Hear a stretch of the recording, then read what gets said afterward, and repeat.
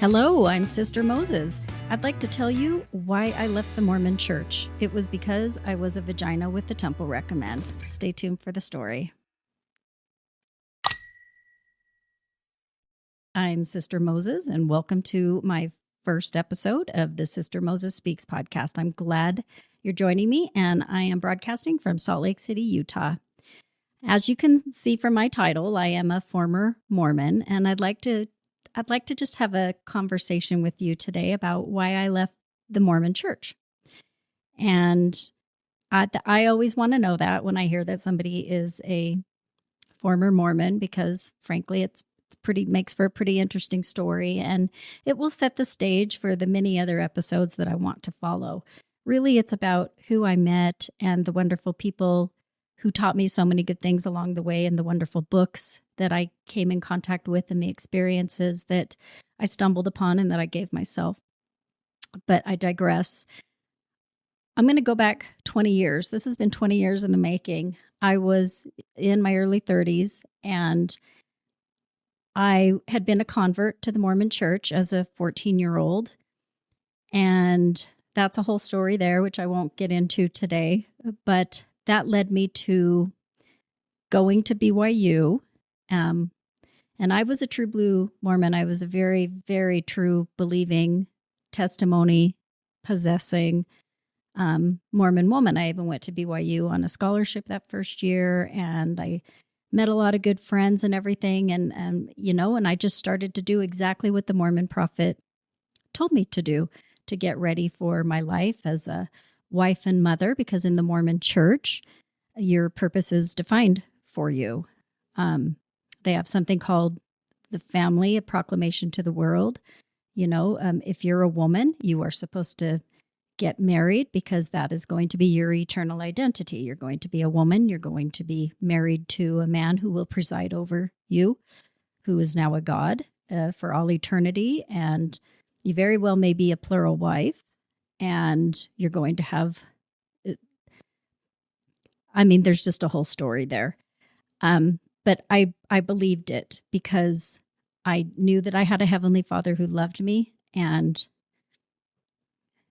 I just believed it. And so about 4 years into my university education, I met and married a man from southern Idaho who actually was I think the great-great-great-grandson of one of the Mormon prophets, Wilford Woodruff. And he was a returned missionary, and that's who you're supposed to marry. And, and it just progressed from there. And so fast forward to around 2005, I think, I left my marriage.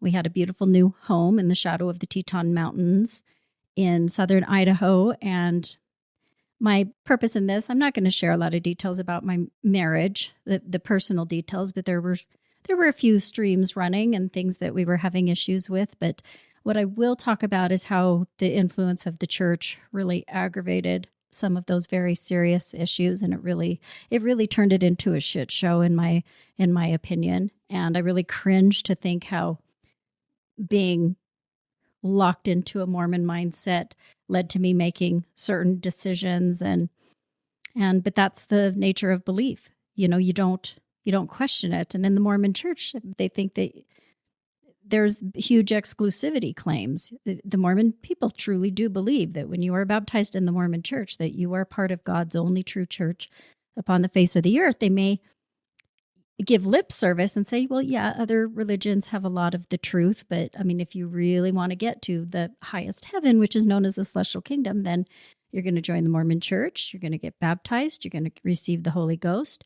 You're going to obey the word of wisdom, which is, no coffee, no strong drinks, no alcohol.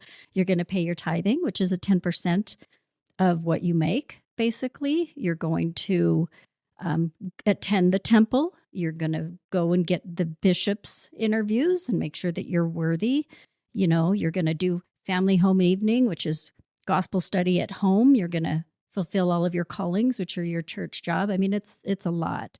In the Mormon Church, it's a lot. And I was living that life. I was in the member of the Relief Society presidency, which is the Mormon Church's women's group. And I was what was considered the homemaking counselor.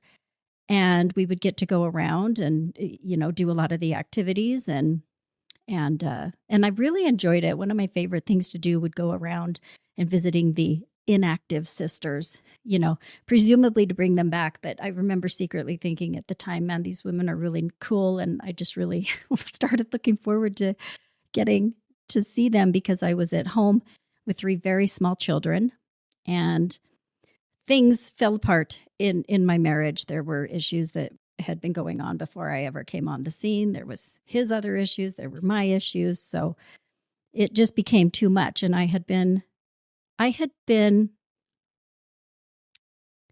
the church's exclusivity claims always bothered me from day one. I just was always using my logic. Like, how is that possible? It's all these billions of people that have ever been born. And you're telling me that, all of these people missed the mark somehow. And somehow they're not, they didn't have access to God's true church at the time. And I just that kind of got to me. And I remember the missionary who taught me the lessons. I was all the way up to getting baptized, where you have to go through a baptismal worthiness interview. And he was kind of the pre-interview to that. And I remember he looked at me, and I'm 15 at the time, and he got really, really serious. And I really loved him. I mean, I think he was totally authentic. He wanted to be on a mission. I had no doubt that he cared for me.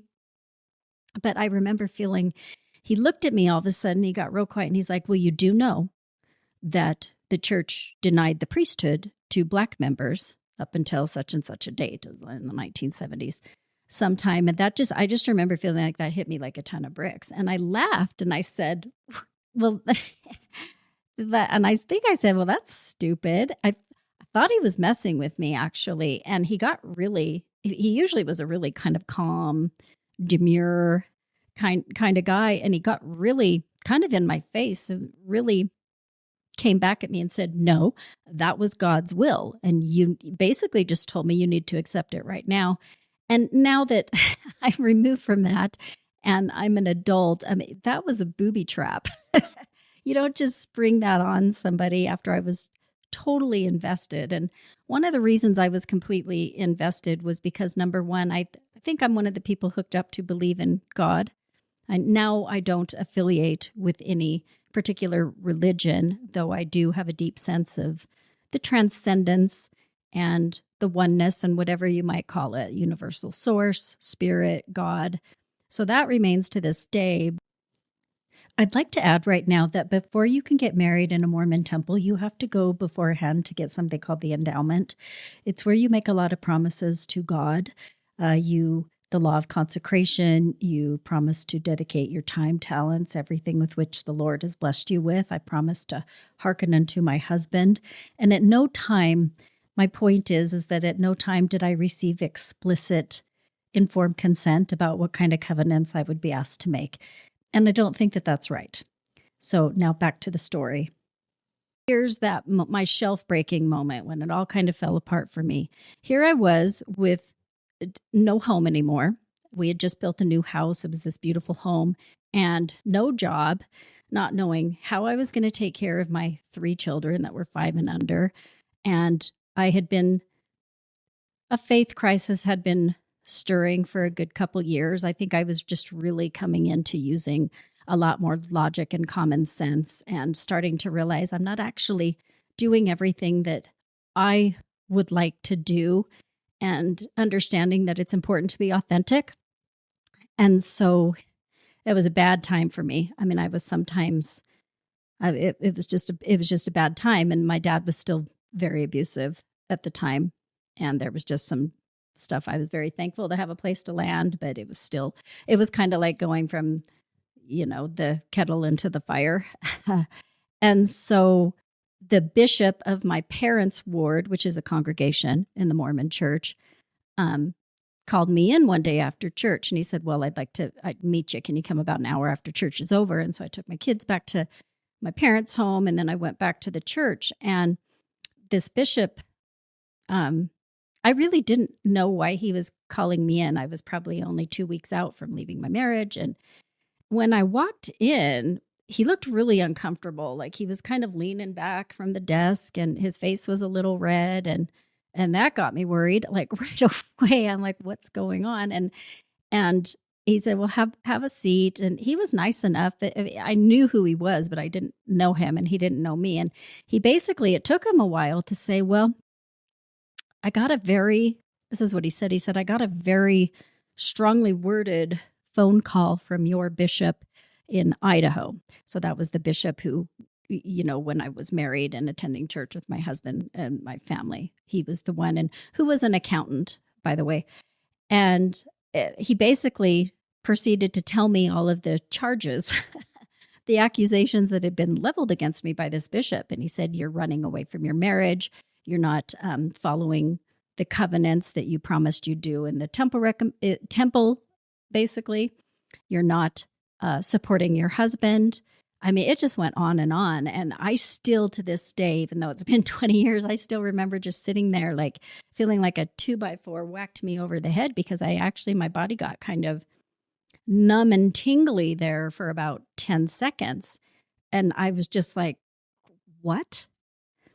And he stopped, and he didn't say that he believed it, but he just kind of stopped and he said, so I just want to hear your thoughts on that. And I just remember thinking, wow, I didn't need this right now. And I remember thinking, be nice to the guy. He's only trying to do what he thinks is right. And I was thinking to myself, there's no way I want to drag you into this. But I said, I just remember thinking, just give him a 15-second overview of why you left. And hopefully that'll be good, and I just wanted to get out of that office. So that's what I did.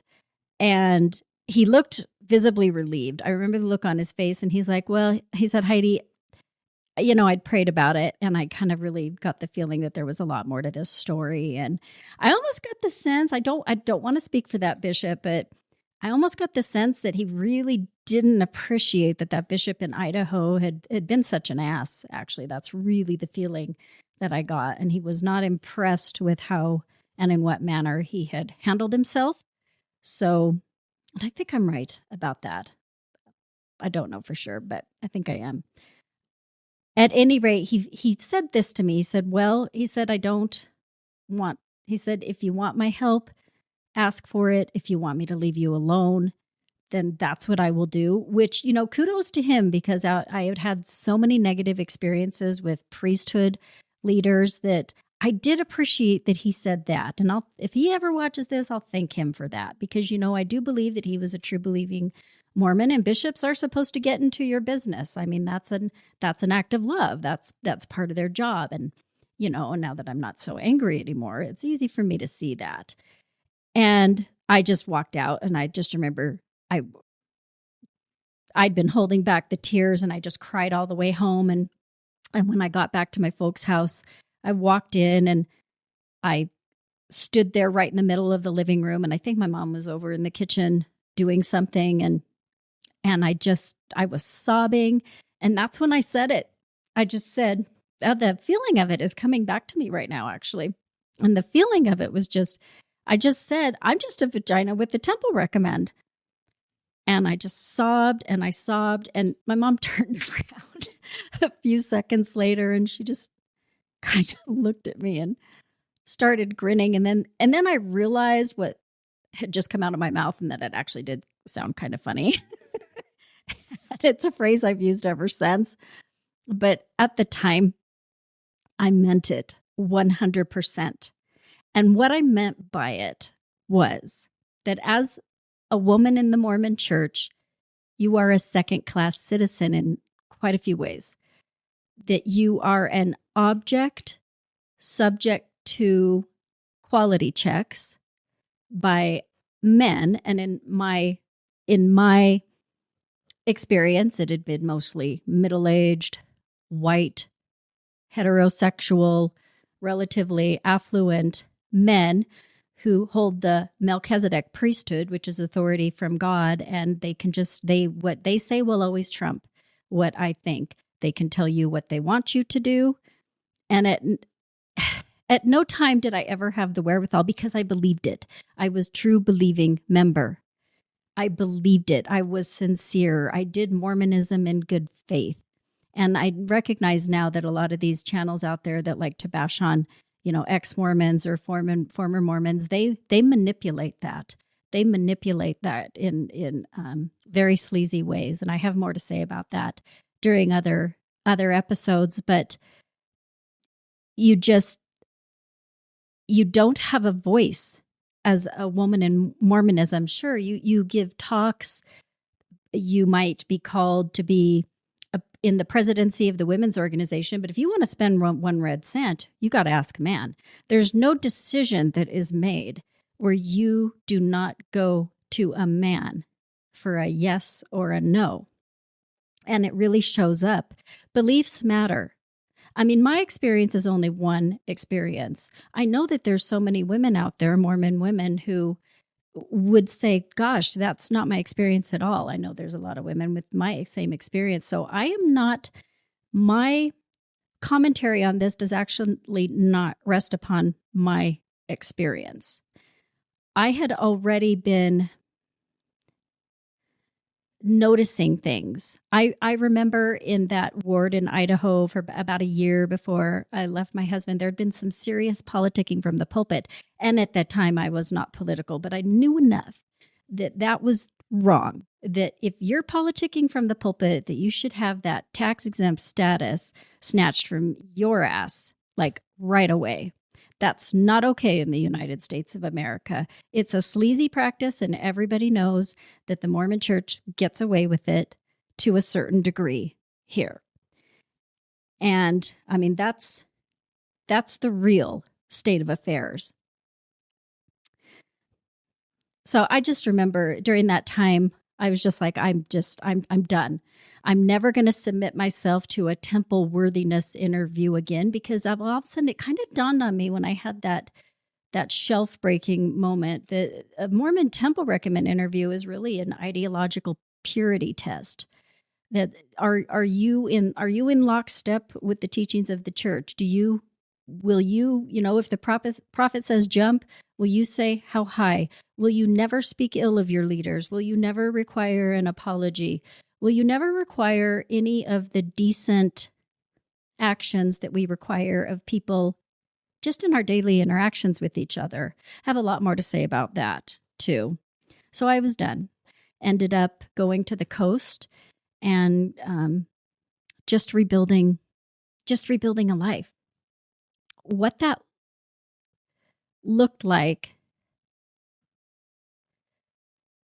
I'd like to actually stop and say it would have been so much easier to stay in the Mormon Church, because it does, when you don't have to think about what your purpose is, it's already predefined for you.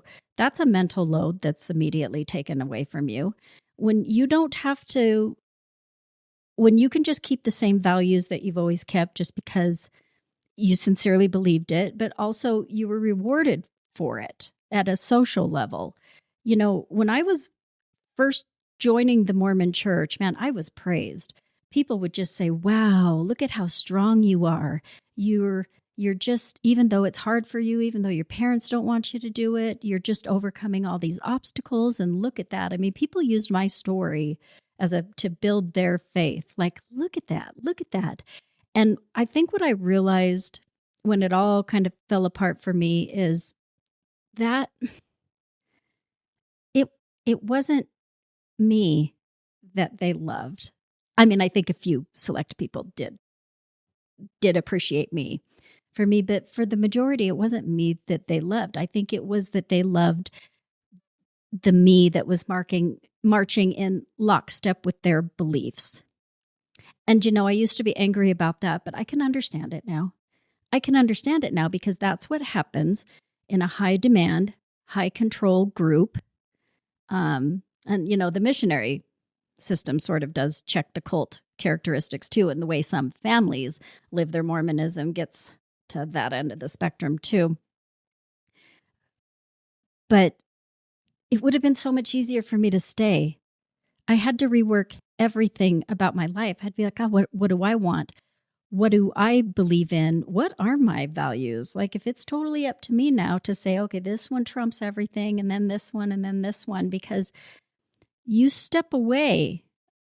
This is what happened to me. The second word got out that I wasn't going to church again, the whispering began.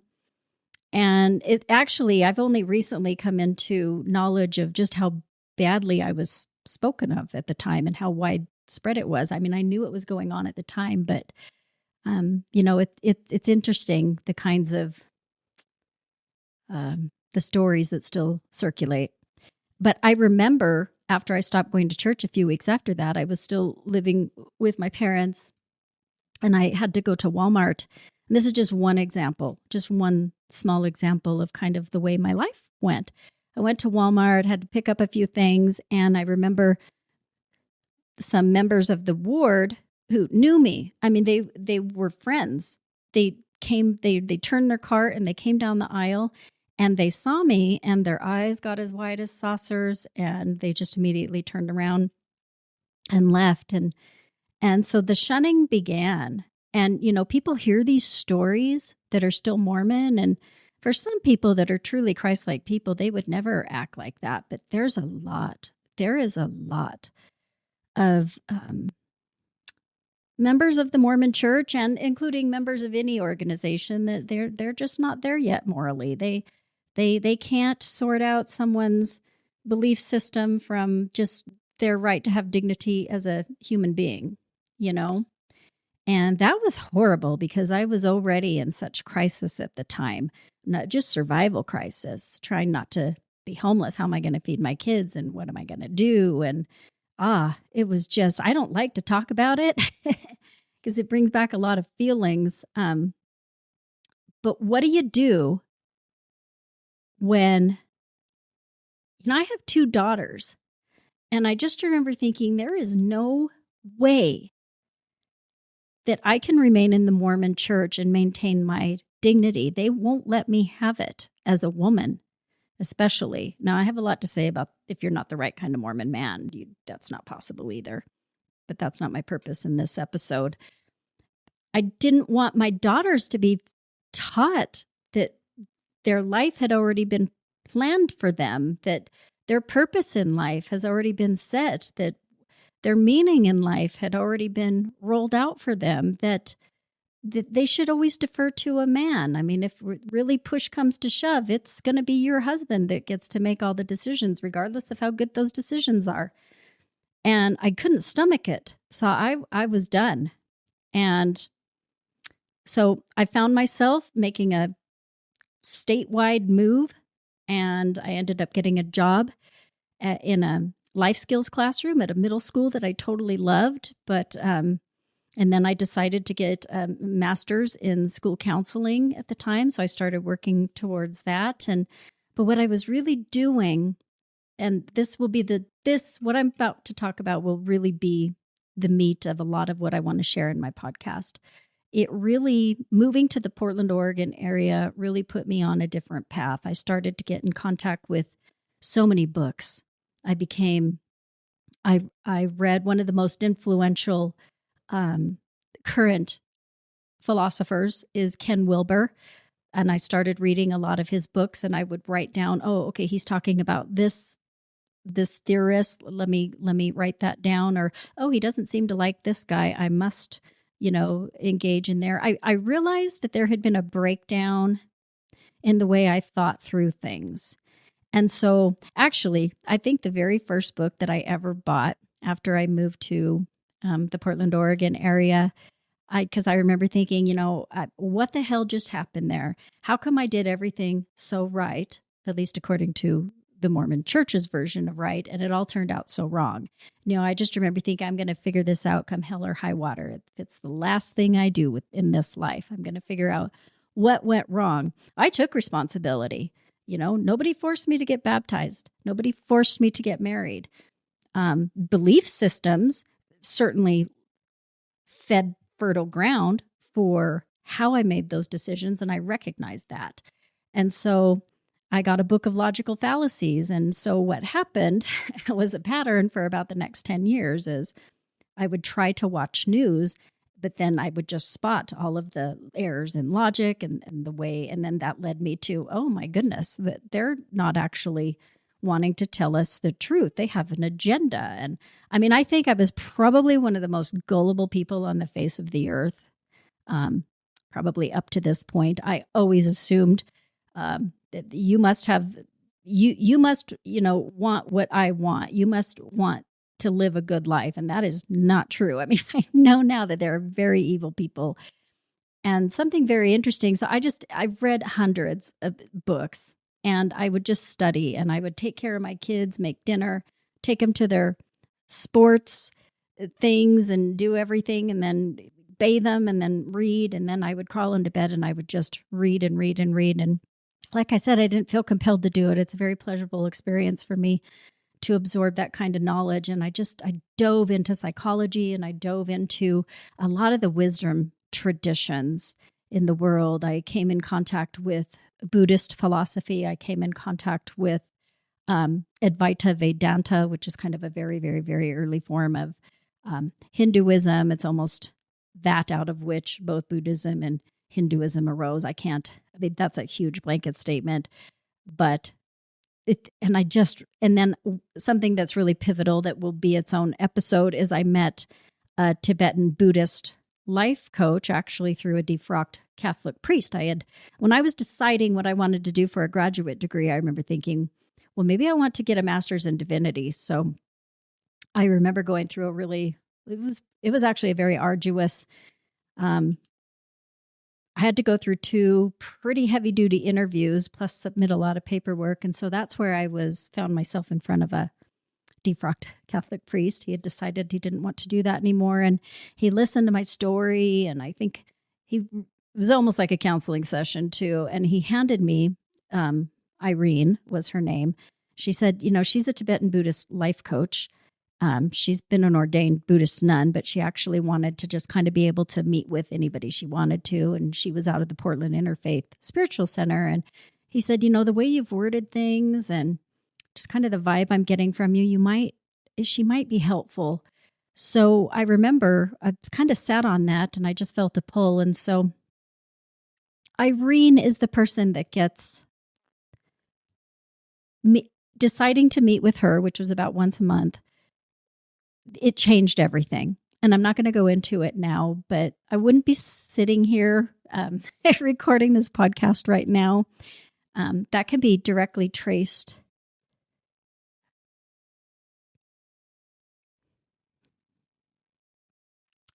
That can be traced to working with Irene. And it just kind of, I was kind of going, 100 miles an hour and falling, flat on my face, and she kind of just wiped my ass off the ground and helped me reorient myself. And so for that, I'm forever grateful.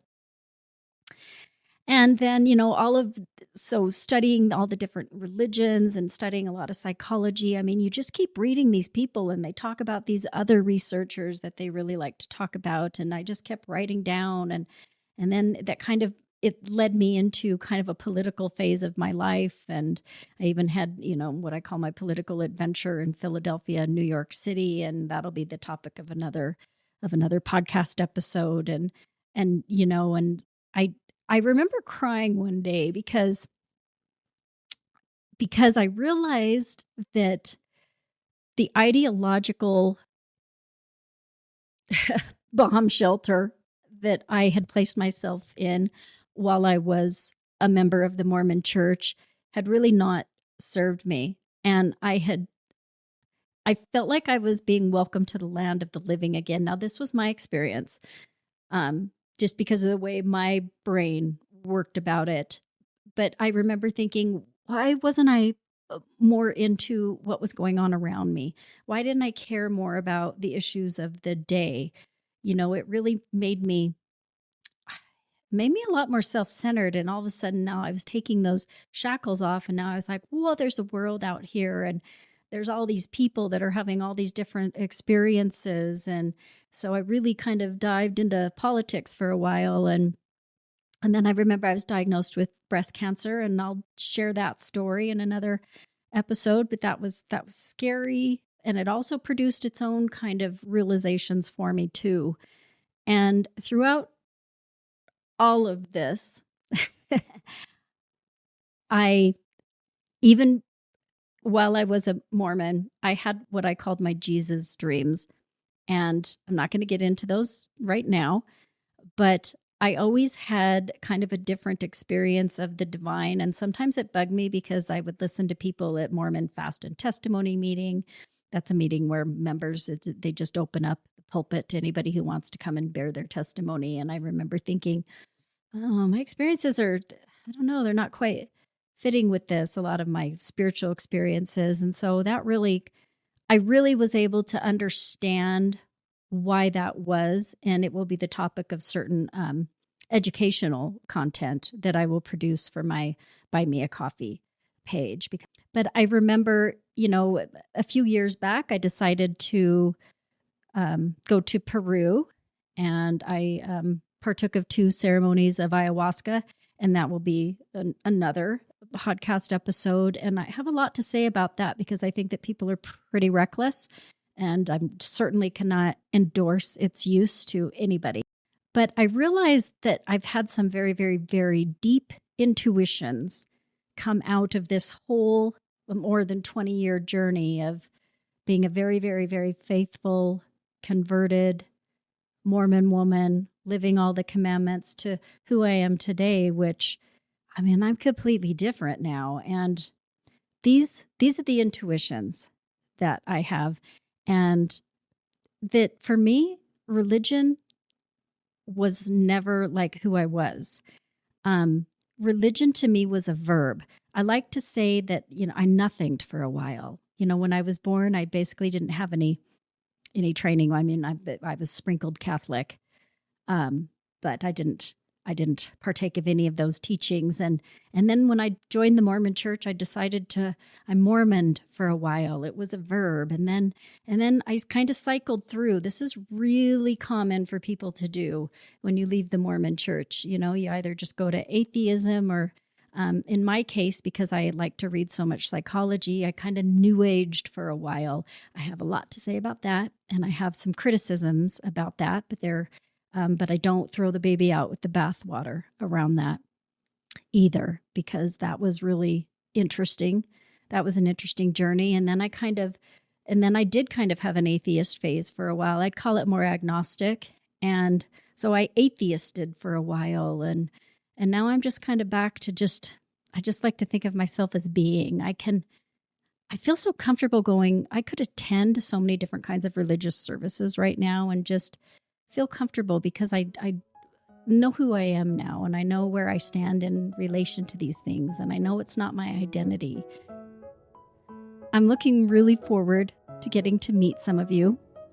I'm looking really forward to seeing how this whole journey goes. I don't even know that more than 3 people are going to be watching this, but I finally got the courage because I remembered how much I was suffering when I was going through the process, and I just want to help you.